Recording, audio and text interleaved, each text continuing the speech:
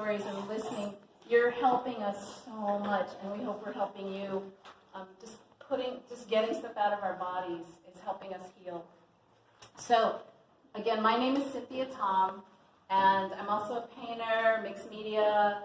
I love to do big installation. I'd like to take over this room and just fill it with immersive things. Awesome.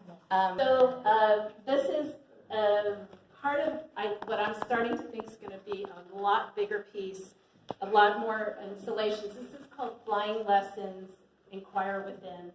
And now I'm calling it Chapter 1, and I'll tell you why. So Flying Lessons has to do with rising consciousness, increasing awareness, enlightenment. And Inquire Within, my partner Chris helped me with the second part of that title, and that's to inquire within yourself. Because the healing has to come from you. The change has to come from you individually, and that's what each one of the artists is in here doing.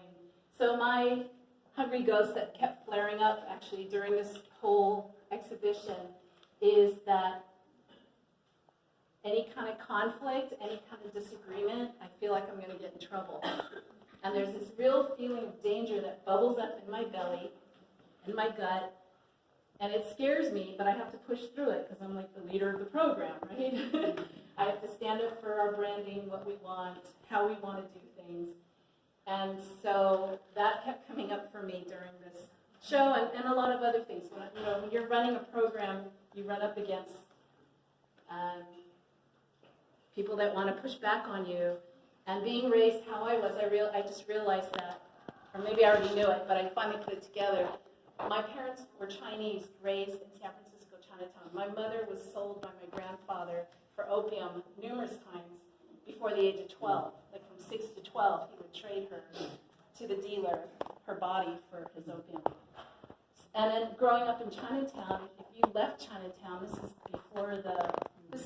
this is 1900, so before maybe the 50s, you could get beat up or killed or die and no one would care.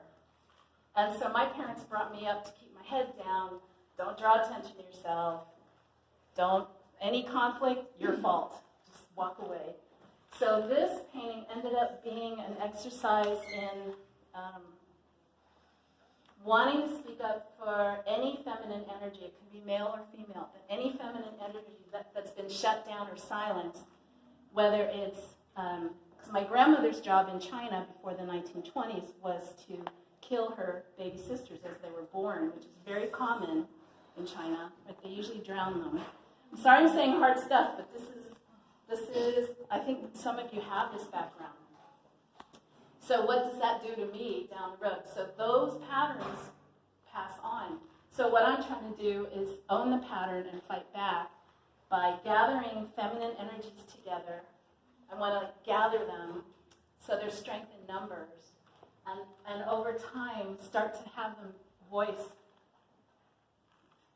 their power, voice what they want to change, be willing to fight and draw attention to yourself.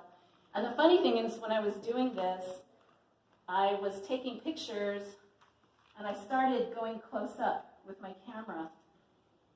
And I was trying to figure out what color. I was going to paint these different colors, because if any of you know my work, I tend to do really colorful clothing. I love Christian Lacroix, Christian Dior, fashion, Paris fashion. And I paint like surreal dresses and things. So this is kind of a departure for me. But what I did was I painted the colors back to the dull color. And when I did this, I felt like they were talking to me. If you bring your camera over and do this, they kind of look like they're alive. And I felt like they were saying they're not ready yet. They're just gathering their strength in numbers. And I feel like the artist in this show is part of my...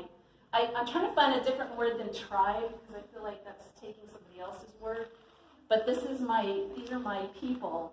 And you guys being here, I feel like you're part of our group of gathering strength. Because we have to protest now. So right now this is chapter 1, where they're kind of quiet, a few are rising. So I'm hoping by chapter 4, because I'm going to repaint this, not exactly, but do this at least 4 times. And by the time, I want to start imagining women ready to speak out, and not being afraid, and not being shut down, and not being silenced, and not being shamed. Because we even shame each other. We have to stop doing that. women have to stop doing that. So that's where am I, Nora, on time? You still have 3.5 minutes. Okay. So kind of that's this piece, and I hope you'll stay tuned because it will keep growing in look and color and intention, and I hope I grow with it. And then over here, really quickly, is called the swing. This whole show is dedicated to my mother, Sue Tom, who was part of a place of her own.